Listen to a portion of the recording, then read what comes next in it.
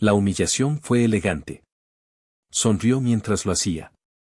El evento estaba lleno de gente, al menos 40 personas apretadas en la sala de la casa familiar en Coyoacán.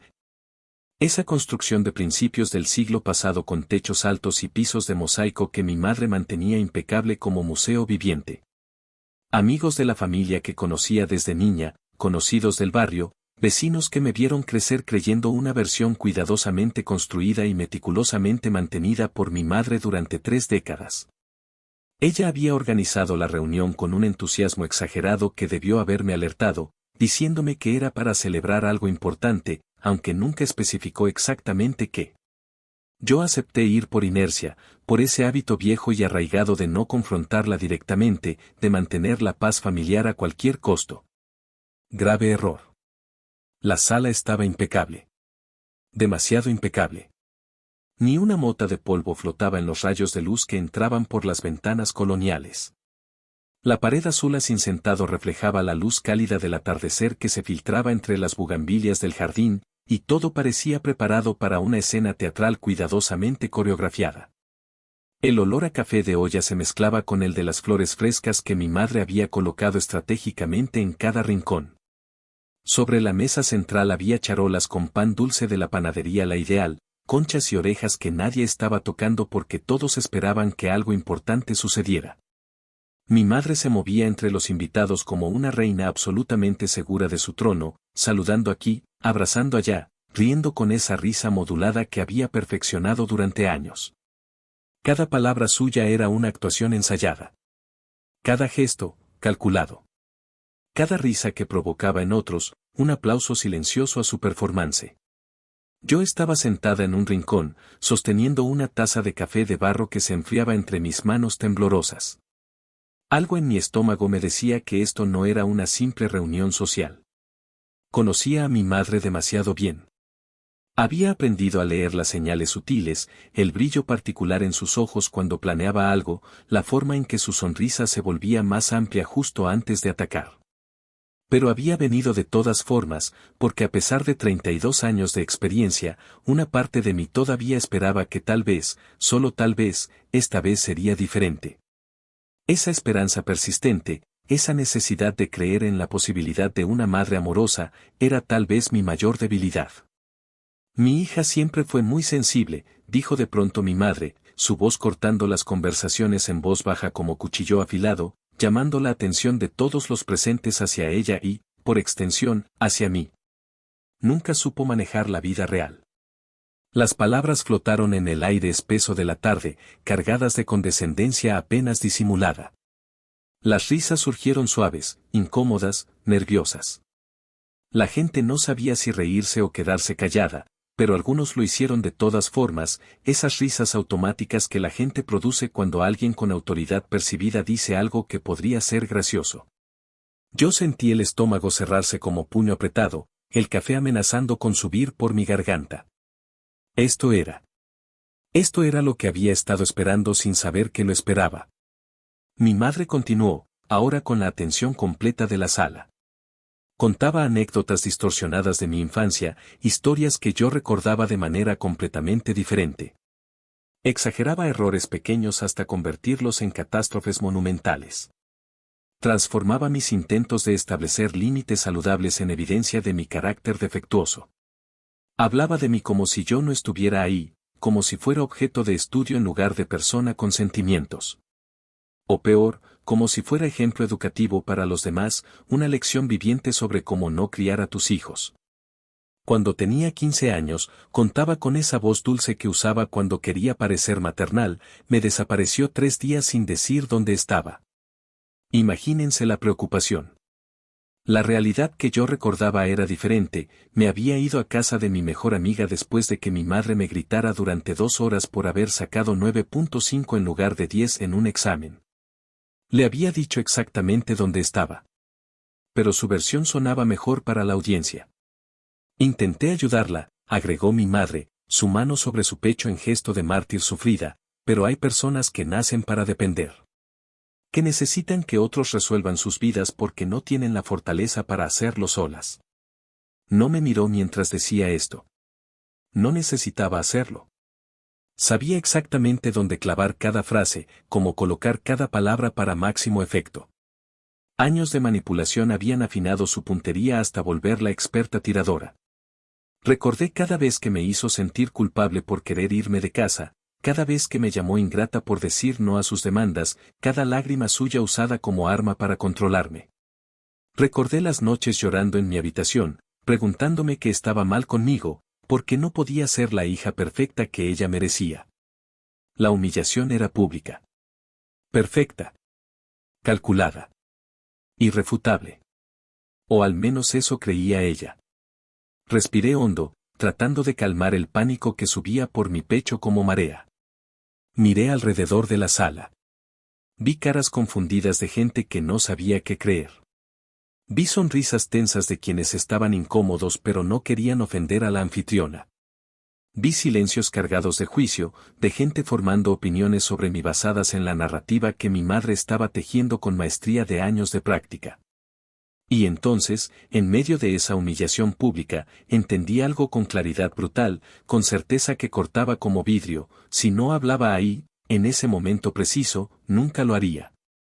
Pasaría el resto de mi vida cargando la versión de mi madre sobre quién era yo, viviendo bajo el peso de su narrativa, definida por sus mentiras. Saqué el teléfono del bolso con manos que temblaban pero con propósito claro. Lo dejé sobre la mesa central, entre las charolas de pan dulce y las tazas de café. Ya que estamos contando historias, dije con voz más firme de lo que me sentía por dentro: quiero compartir la mía. Mi madre se giró rápido hacia mí, y por primera vez en toda la tarde, por primera vez en mucho tiempo, vi su sonrisa titubear.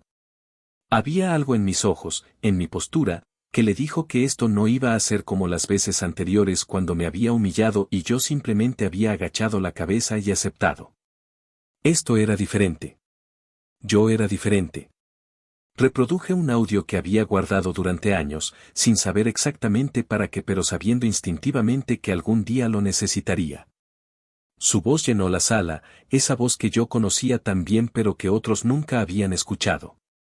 Una grabación antigua pero nítida, de hace 3 años cuando había intentado mudarme por primera vez. Manipuladora en su claridad. Cruel en su honestidad. Amenazante en su intención.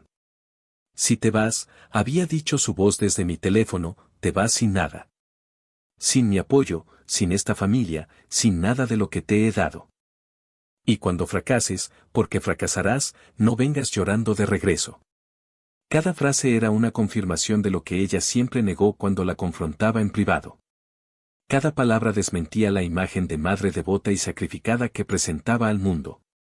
El silencio que cayó sobre la sala fue absoluto, pesado como losa de cemento. Eso es privado, dijo mi madre, y por primera vez su voz sonó nerviosa, sin el control modulado de antes. Estás exagerando. Sacando las cosas de contexto. Lo dije en un momento de enojo, todos nos enojamos. Pero su explicación sonaba hueca en el silencio que la rodeaba. Nadie se rió esta vez. Nadie aplaudió. La gente miraba al piso, a sus manos, a cualquier lugar menos a ella o a mí. El poder había cambiado de manos en cuestión de segundos. Continué. Había más.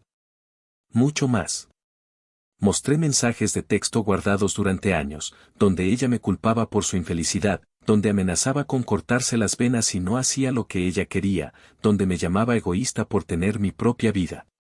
Mostré correos electrónicos enviados a miembros de familia contando versiones completamente falsas de eventos, pintándome como la hija problema mientras ella era la santa sufrida.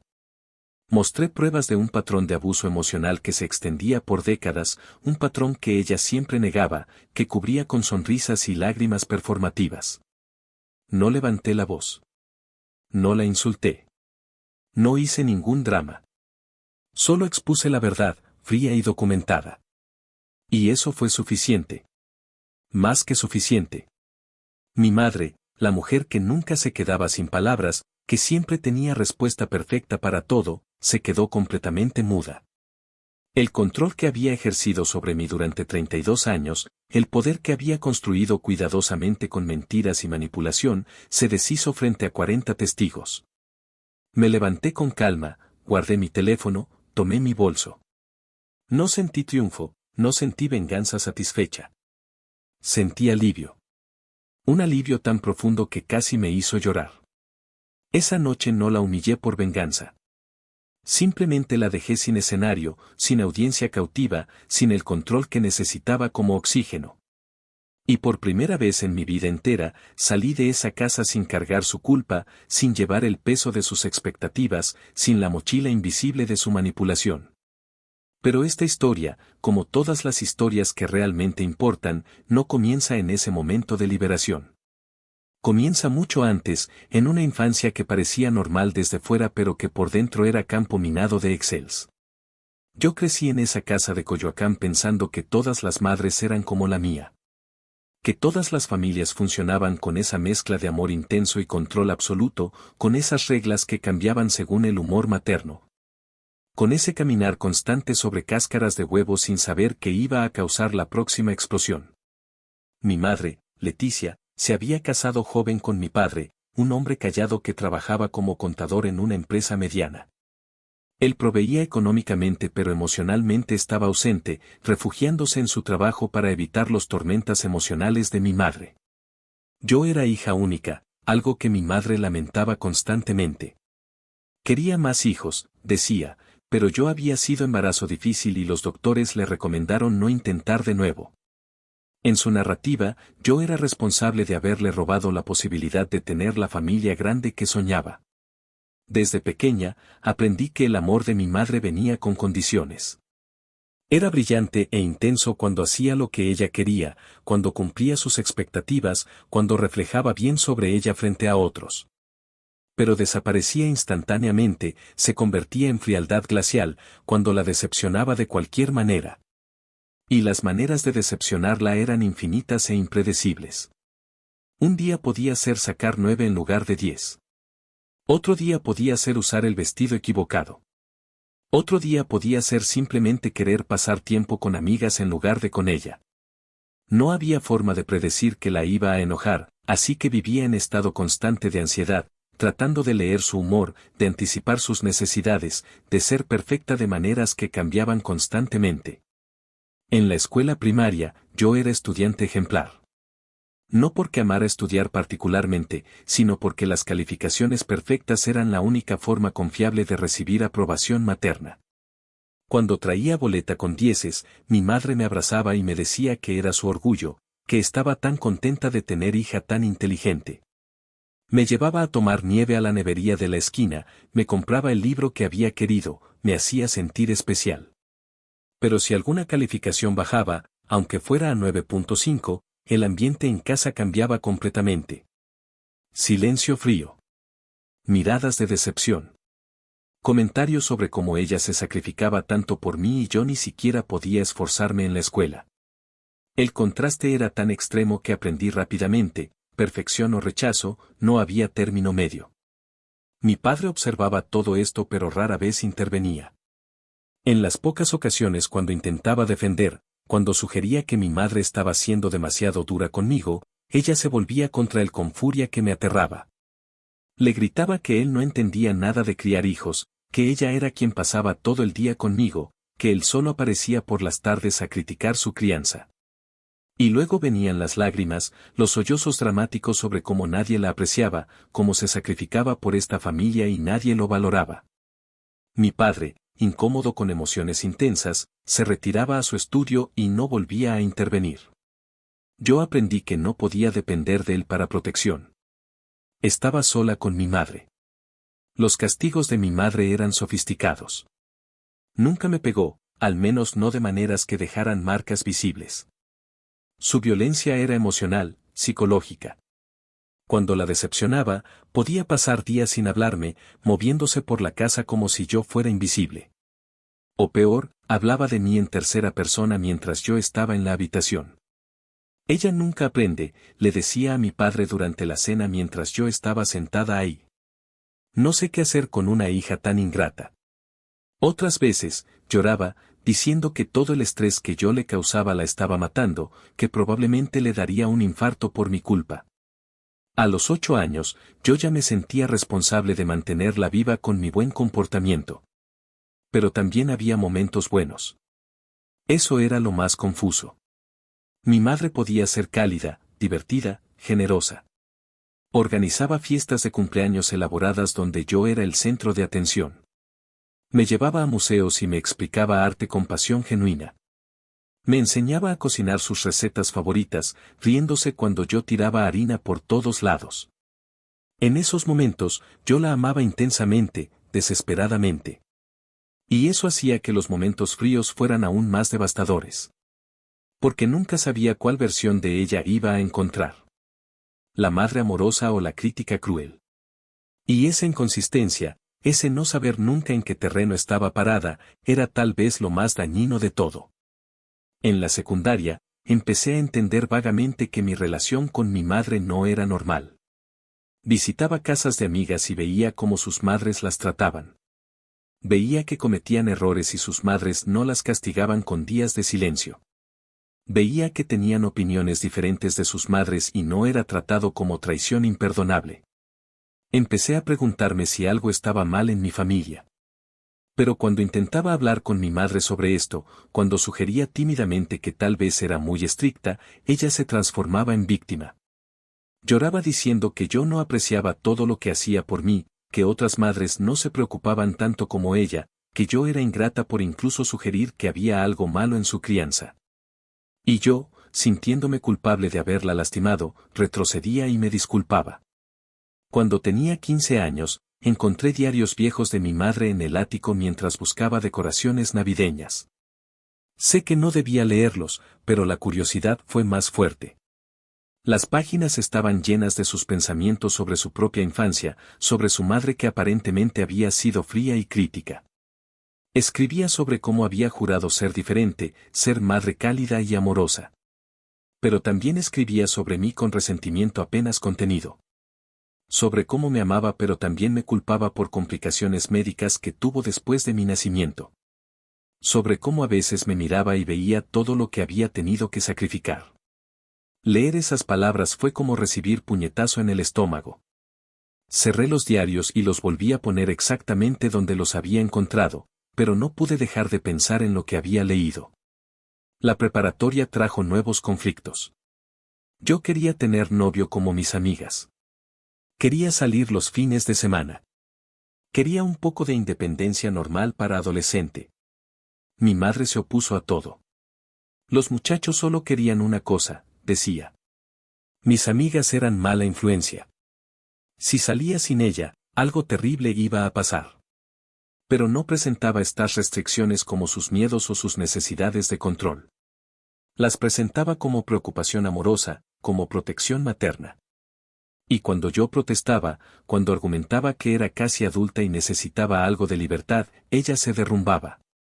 Literalmente se tiraba al sofá llorando, diciendo que su hija la odiaba, que todo su sacrificio no había valido nada.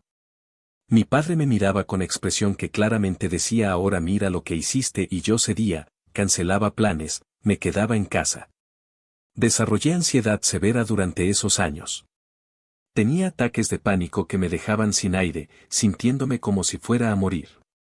Mi madre, en lugar de buscar ayuda profesional para mí, lo usaba como evidencia de que yo era demasiado sensible, demasiado débil para el mundo real. Mira cómo te pones por cualquier cosa, decía. Bueno que estás aquí conmigo donde puedo cuidarte. La idea de ir a psicólogo fue rechazada rotundamente. ¿Qué va a pensar la gente si saben que mi hija necesita terapia?, decía. Van a pensar que soy mala madre. Y yo, ya entrenada para priorizar sus sentimientos sobre los míos, aceptaba su evaluación y trataba de controlar mi ansiedad sola. Cuando llegó el momento de elegir universidad, yo quería ir a la UNAM a estudiar psicología. Había leído sobre el tema tratando de entender mi propia ansiedad y me había fascinado. Pero mi madre tenía otros planes. Deberías estudiar administración, decía. O contabilidad como tu padre. Algo práctico. La psicología es para gente que no puede decidir qué hacer con su vida. Cuando insistí, cuando dije que era mi decisión, ella empezó con las tácticas usuales. Primero intentó culpa, después de todo lo que invertí en tu educación, así me pagas. Luego intentó amenazas, si estudias eso, no cuentes con apoyo económico mío.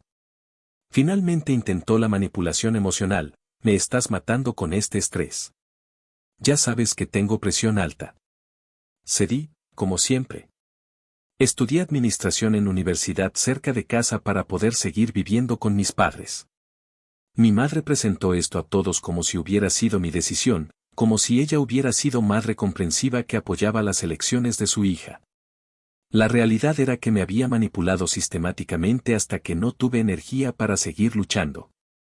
Y durante esos 4 años de universidad, mientras mis compañeros experimentaban independencia, viviendo en departamentos, teniendo relaciones, explorando quiénes eran, yo vivía bajo el mismo techo que mi madre. Sujeta a las mismas reglas de mi adolescencia, creciendo en edad pero no en libertad. Conocí a Daniel en mi 3er año de universidad. Era estudiante de ingeniería, amable y tranquilo, el tipo de persona que te hace sentir segura. Nos hicimos amigos primero, estudiando juntos en la biblioteca, tomando café entre clases. Eventualmente, se convirtió en algo más.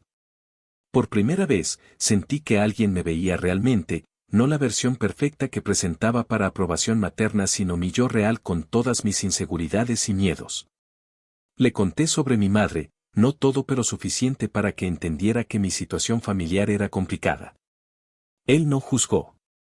Solo escuchó y me hizo sentir que mis sentimientos eran válidos. Cuando finalmente le dije a mi madre que tenía novio, su reacción fue predecible pero no por eso menos dolorosa. Primero fingió estar contenta, pidiendo conocerlo. Organizó cena en casa donde procedió a interrogar a Daniel durante 2 horas sobre sus planes de vida, sus finanzas, su familia. Después que se fue, me dijo que parecía níspero, que ella sentía algo raro en él, que debía tener cuidado. En las semanas siguientes, cada vez que mencionaba a Daniel, ella encontraba manera de plantar dudas. ¿Estás segura de que te conviene? ¿No crees que es poco ambicioso? ¿Realmente quieres atarte tan joven? Cuando yo defendía a Daniel, ella se ofendía. Solo trato de protegerte, decía con lágrimas en los ojos. Pero si prefieres creerle a él que a mí, adelante. Daniel notó el patrón. Tu madre te está manipulando, me dijo un día después de que yo cancelara nuestros planes por 5ª vez porque mi madre había insistido que la necesitaba en casa. No es normal cómo te trata. Deberías considerar mudarte, poner distancia. Sus palabras me enojaron inicialmente. ¿Cómo se atrevía a hablar así de mi madre, quien me amaba, quien solo se preocupaba por mí? Pero sus comentarios también plantaron semilla de duda que fue creciendo lentamente. Empecé a ver con más claridad los patrones de manipulación, las tácticas de control. Empecé a preguntarme cómo sería mi vida sin la presencia constante y sofocante de mi madre. Me gradué a los 23 años y conseguí trabajo en empresa de consultoría. No era mi pasión pero pagaba bien.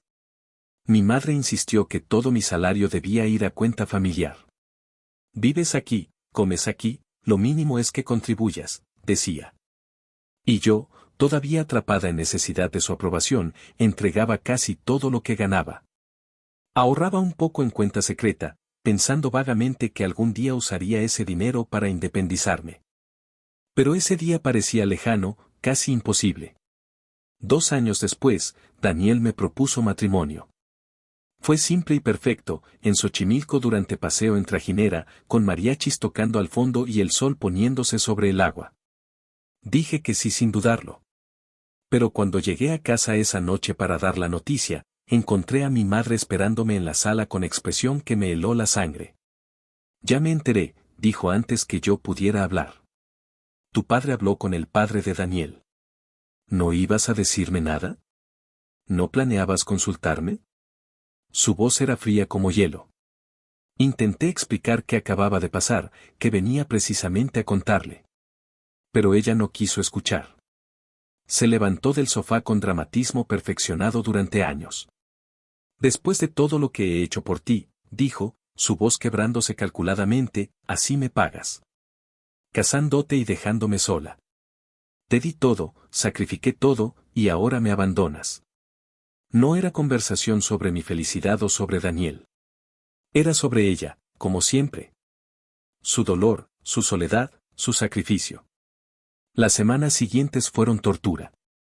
Mi madre alternaba entre lágrimas y silencio frío. Se enfermó convenientemente, diciendo que el estrés le había provocado migraña terrible. Cuando visitaban familiares, se quejaba de su hija que la iba a dejar sola, poniendo a todos contra mí.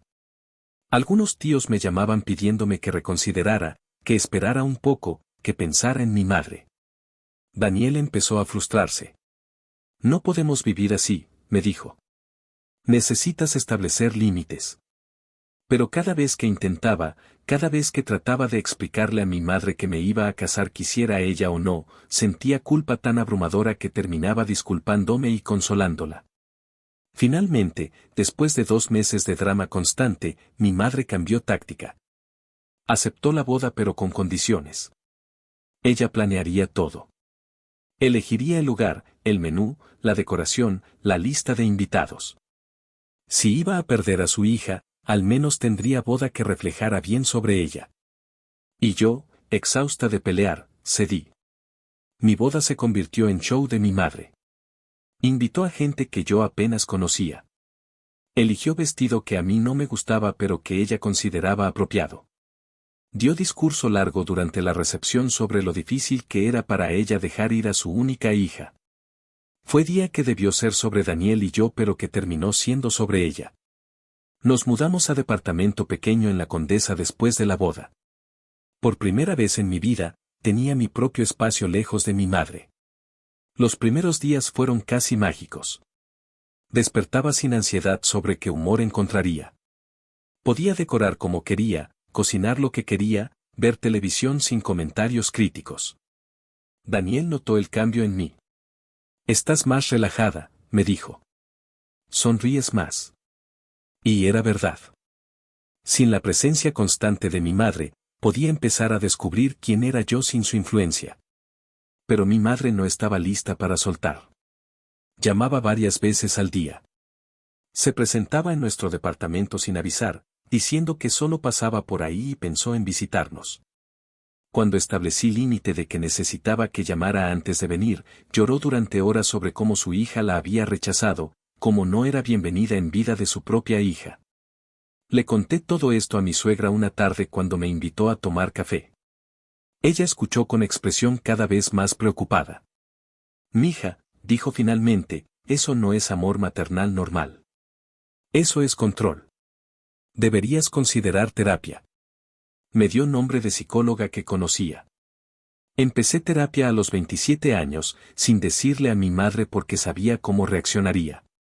Fue revelador y devastador al mismo tiempo. Mi terapeuta, la doctora Ramírez, me enseñó sobre trastorno narcisista de personalidad, sobre abuso emocional, sobre trauma complejo. Por primera vez, tuve lenguaje para describir lo que había vivido. No era que yo fuera demasiado sensible. No era que mi madre solo se preocupaba mucho. Era abuso sistemático disfrazado de amor. Mi madre era narcisista que me había usado durante décadas para satisfacer sus propias necesidades emocionales sin consideración alguna por las mías.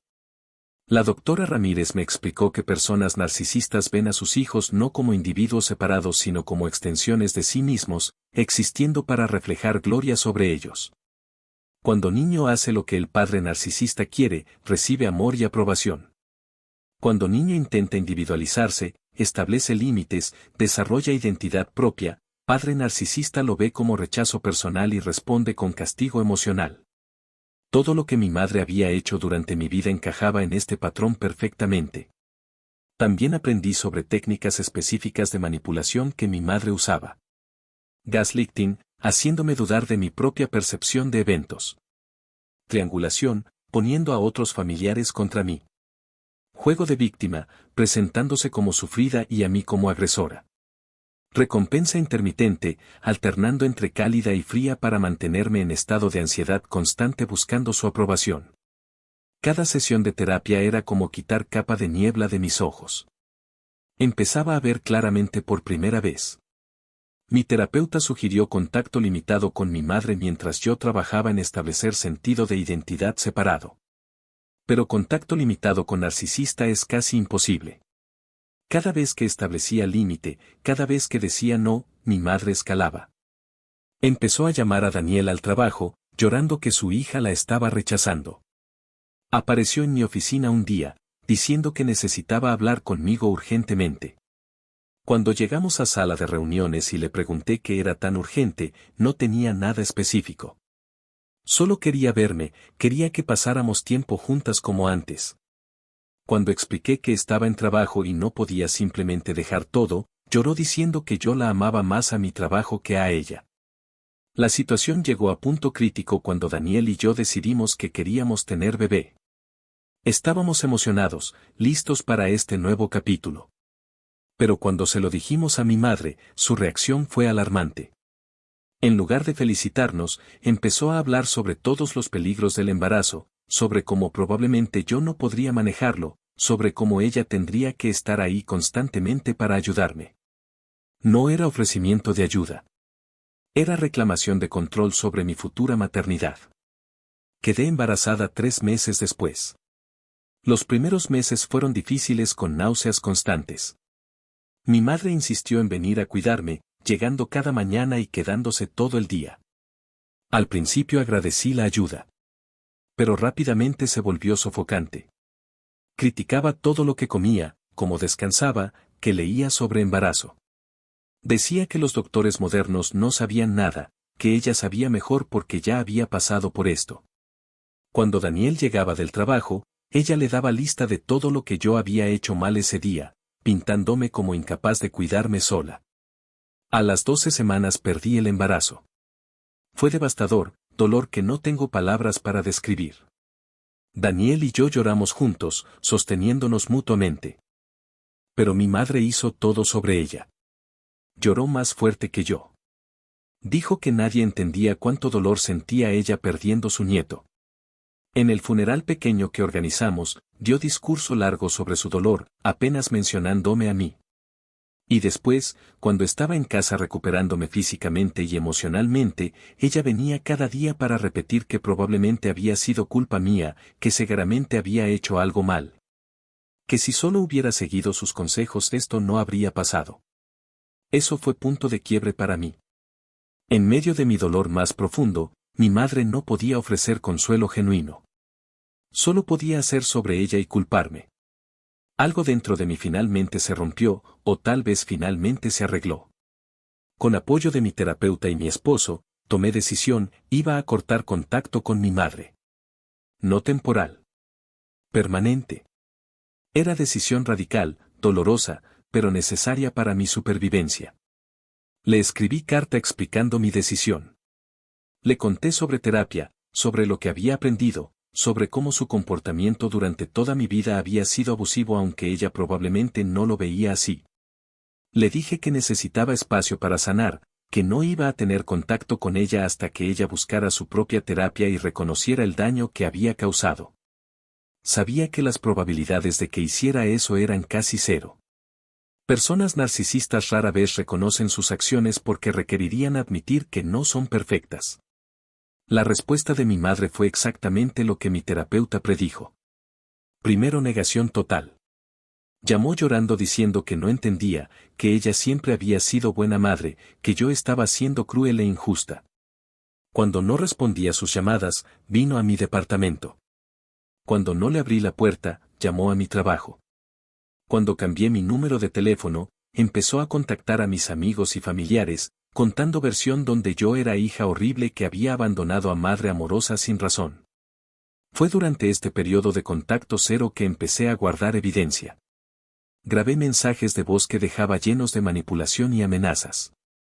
Screenshot mensajes de texto y emails. Guardé todo meticulosamente, no sabiendo exactamente por qué pero sintiendo que algún día lo necesitaría.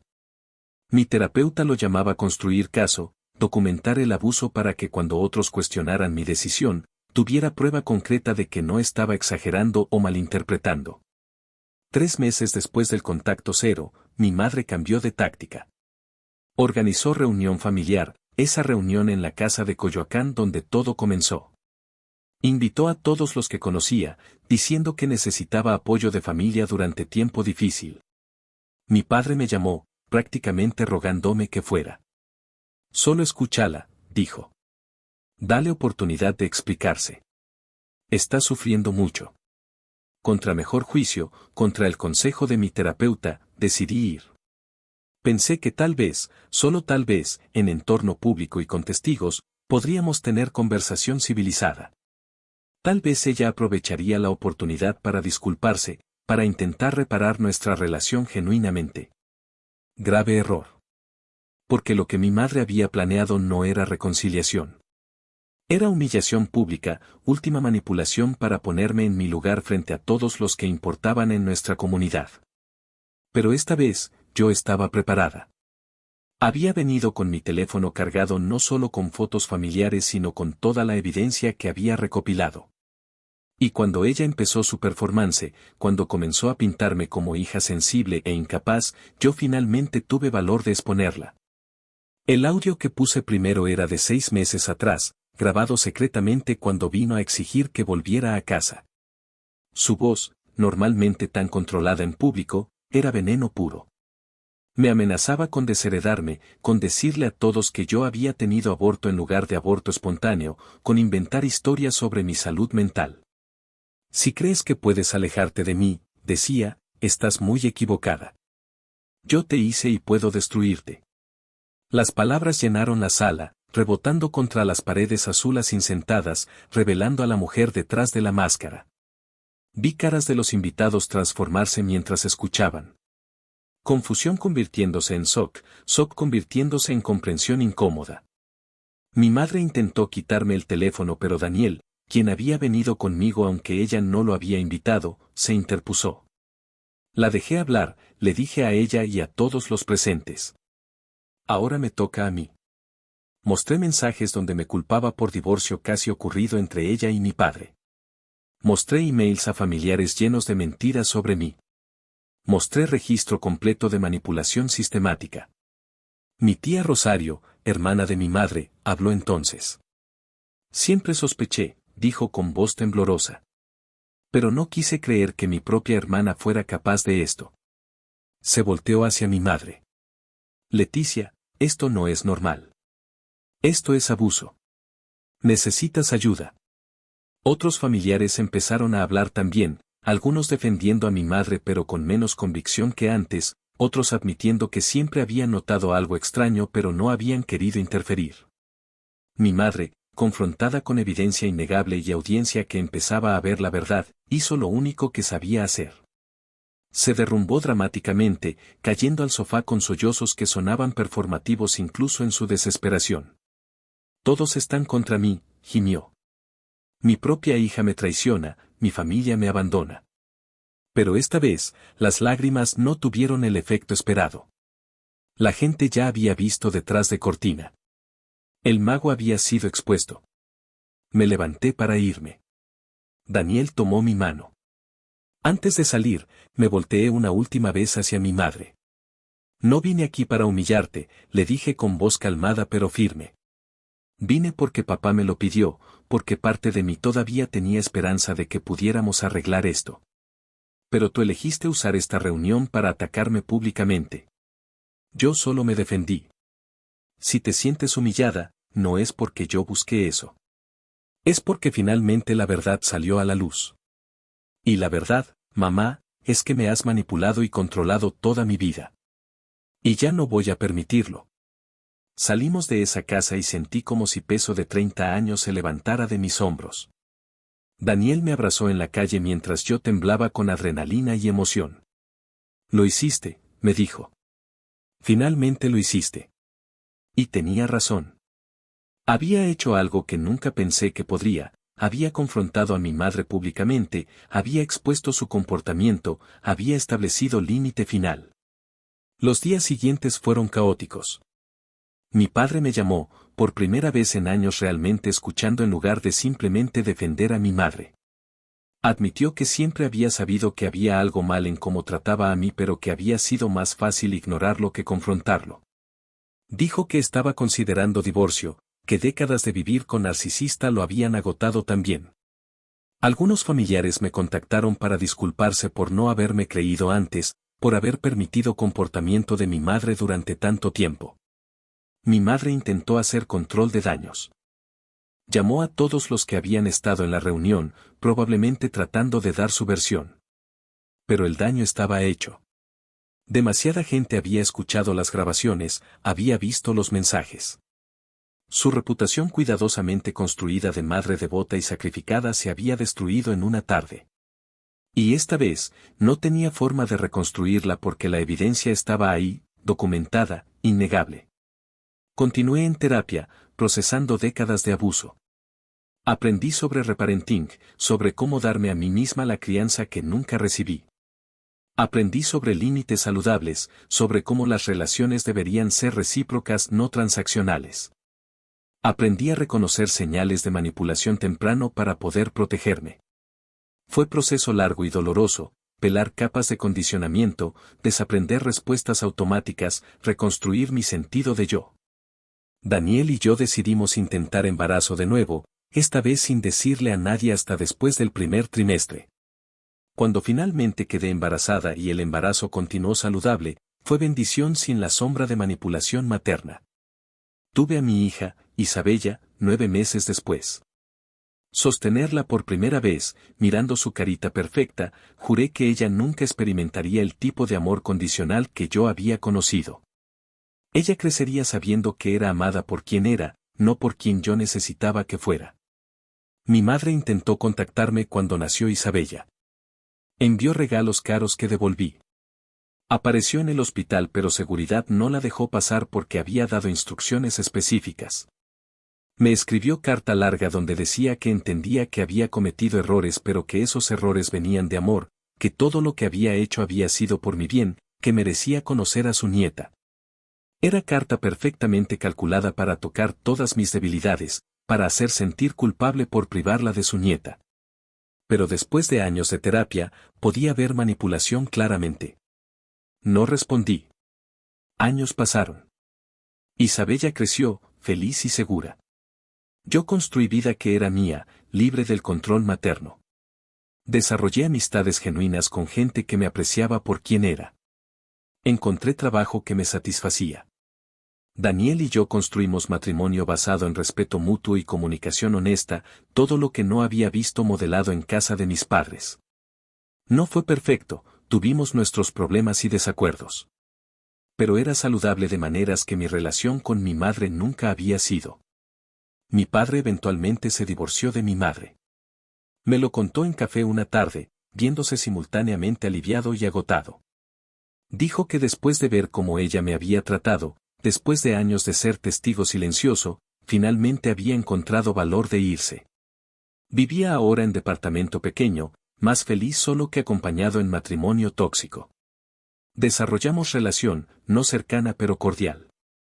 Él conoció a Isabella y era abuelo presente aunque cuidadoso, todavía cargando culpa de no haberme protegido cuando era niña. Mi madre, según escuché por familiares, nunca aceptó responsabilidad por nada. Continuó contando su versión donde ella era víctima de hija cruel. Algunos le creyeron, principalmente gente que no la conocía bien. Pero aquellos que habían estado en esa reunión, que habían escuchado las grabaciones y visto los mensajes, sabían la verdad. Ella perdió mucho ese día, no solo control sobre mí sino también su reputación en comunidad que tanto le importaba. Hoy, 5 años después de esa confrontación, miro atrás y veo el camino que recorrí. Desde niña ansiosa desesperada por aprobación materna imposible de obtener consistentemente, hasta mujer adulta que finalmente entendió que el problema nunca fue ella. El problema fue sistema de abuso disfrazado de amor, narcisismo envuelto en sacrificio materno, control vendido como protección. Romper ese ciclo fue lo más difícil que he hecho, pero también lo más necesario.